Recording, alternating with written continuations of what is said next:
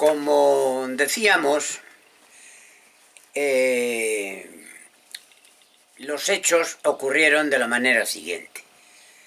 El primero que intervino fue el nuncio y legado de su santidad Pablo II, obispo de León,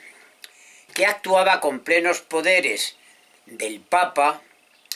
para lograr la paz y concordia en el Reino de Castilla. O sea, la importancia que tenía el Papa en estos momentos era algo a destacar, que podría también en un momento determinado servir de antecedente para otras cosas de los tiempos que corren. Entonces el reconocimiento, la cuestión era, por una parte, el reconocimiento de Enrique IV como rey legítimo de Castilla y de su hermana Isabel como princesa primera legítima heredera del rey. Para lo cual era absolutamente necesario dejar sin efecto alguno de los juramentos prestados por los presentes y los ausentes en años anteriores. Esto se refiere a lo siguiente. En 1462, en las Cortes que se celebraron en Madrid, la princesa doña Juana, hija de Enrique IV y de la reina Juana de Portugal, pues fue jurada por todos los asistentes, entre ellos Isabel y el infante Alfonso, como princesa heredera de los reinos de León y de Castilla. Otra cuestión fue el reconocimiento por el propio Enrique IV y los nobles castellanos del príncipe don Alfonso en Cabezón en el año 1464 como heredero de León y de Castilla,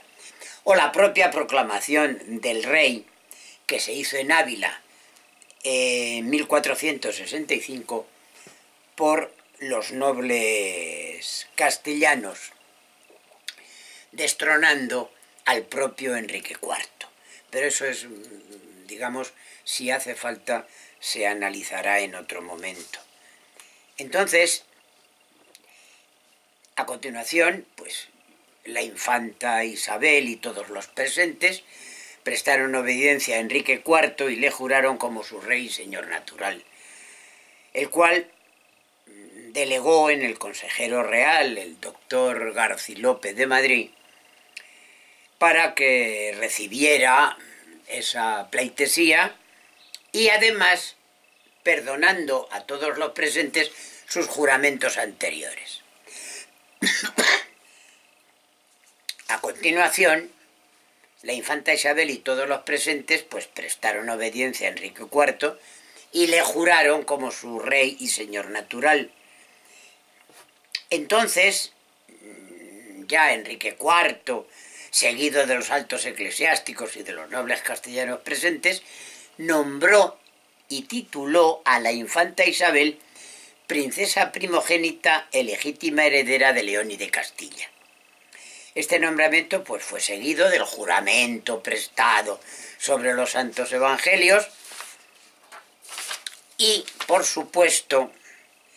los demás que estaban presentes se reconocieron que todos habían jurado, dándose unos y a otros las manos. A continuación, ya que se había llevado a cabo este reconocimiento de Enrique IV como rey y el de la infanta Isabel como princesa heredera, intervino de nuevo el nuncio de su santidad, aprobando y confirmando con su autoridad en nombre del Papa todos estos actos para que perpetuamente se guarden y sean guardados los juramentos y homenajes que se hicieron, y con ello asegurar la paz y la concordia del reino. A continuación, los notarios que asistieron procedieron a incorporar los nombres de los testigos y este acta fue descubierta en el Archivo Municipal de Murcia, incluida en la carta enviada a las ciudades del reino en este caso a Murcia, por Isabel la Católica el día 21 de marzo de 1471 y publicada por Juan Torres Fontes. Pero sin embargo, el estudioso murciano llegó a la conclusión, con relación al pacto escrito que reflejara estos acuerdos, los acuerdos privados anteriores a la entrevista, con lo cual considera que el documento que conocemos a través de las copias conservadas es absolutamente falso. Sin embargo, el reconocimiento de Isabel la Católica por parte de Enrique IV, cuando afirma en el texto de la carta por parte de la reina: allí yo fui jurada por el dicho señor rey mi hermano, y cuando lo afirma reproduciendo párrafos semejantes a los que aparecen en el pacto con relación a la reina Juana, que no había usado limpiamente de su persona, añadiendo además sobre el matrimonio de Enrique IV que no era válido, porque su señoría era informado que no fue legítimamente casado con ella, salvaba de alguna manera pues la dignidad del monarca.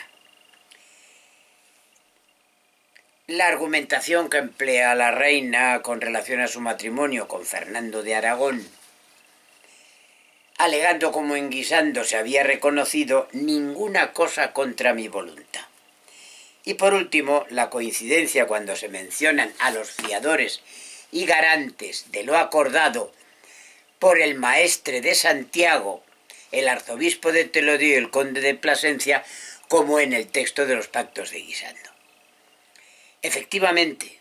en el acta notarial, donde no aparece citado el documento del pacto de los toros de Guisando, tampoco recoge otras incidencias que se desarrollaron en aquel lugar, donde y fundamentalmente se refiere a la lectura por parte del nuncio Antonio Veneris, del nuncio del Papa Paulo, del decreto o las cartas apostólicas en donde venía a absolver de los juramentos prestados anteriormente. Como veis, el asunto no está medianamente claro. Pero sin embargo, frente a esto, hay unos estudios de María Isabel del Val, discípula que fue de Luis Suárez, que lo publicó en el año 1974, su tesis doctoral dedicada a Isabel la Católica, en ese periodo de su vida que se extiende entre 1468 y hasta 1474, fecha en la que muere Enrique IV, y consecuencia de todo esto, su proclamación como reina en Segovia. Entonces, este es un tema que vamos a dejar para una próxima sesión, porque el asunto, aunque parece un tanto confuso, no lo es tanto como veremos posteriormente. Que tengáis buen día. La lectura atenta de los trabajos realizados por María Isabel del Val en el año 1974, que estudia pormenorizadamente ese momento decisivo en la historia de que por diversos avatares fue princesa heredera de León y de Castilla, en la explanada de Guisando, al pie del cerro de su nombre, por donde discurría y discurre la Cañada Real, y se encontraban desde hace más de 2000 años 4 toros o berracos procedentes de la cultura vetona, emplazados junto a una venta dependiente de los Jerónimos del monasterio de Guisando, como habíamos dicho, el día 19 de septiembre de 1468, y con relación al acuerdo previo, fruto de laboriosas negociaciones que se firmó en Cebreros y en Cadalso, el día anterior, es decir, el domingo 18 de septiembre de 1468, por Isabel, siendo princesa, y por Enrique IV, siendo rey, no duda en afirmar María Isabel del Val no sólo la existencia, sino la autenticidad del pacto o concordia de los toros de Guisando, porque en el curso de sus investigaciones dice que había encontrado 6 copias del mismo y además procede a publicar el texto de la copia que considera fidedigna por ser coetánea a los acontecimientos y encontrarse, en su opinión, en la opinión de María Isabel del Val, inédita. Este texto, que aparece recogido en el apéndice documental de su obra y que está a disposición de todos los que lo quieran leer en Internet, viene a coincidir con otras copias conservadas, porque, como ya sabemos, el documento original no se ha conservado. No obstante esto, Juan Bautista Sitges, en 1912, y el estudioso cubano Orestes Ferrara, en 1945, hablaban de interpolaciones en el documento, mientras que Juan Torres Fontes o Jaime Vicent Vives,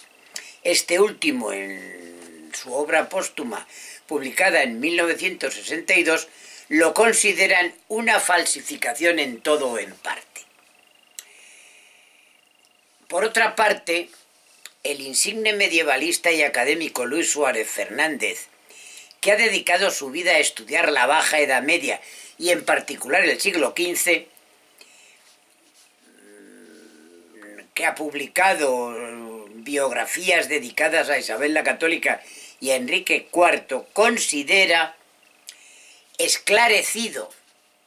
digamos, y confirmado el estudio del pacto de los toros de Guisando con las aportaciones que han hecho tanto Torres Fontes como María Isabel del Val, por haber dado a conocer el primero el acta notarial que se levantó el Guisando, que hemos visto en intervenciones anteriores, y por haber publicado la segunda, el texto del pacto, procedente de una copia coetánea e inédita. Y añade la profesora Gómez Mampaso que, en su opinión, sin lugar, no ofrece ninguna duda la existencia del pacto de los toros de Guisando, porque añade un dato importante, que cuando cuenta que en Guisando el día 19 de septiembre se realizaron actos y no se firmó ningún documento porque se habían firmado el día anterior. Hasta ahí las dos opiniones contradictorias sobre el tema. Hay más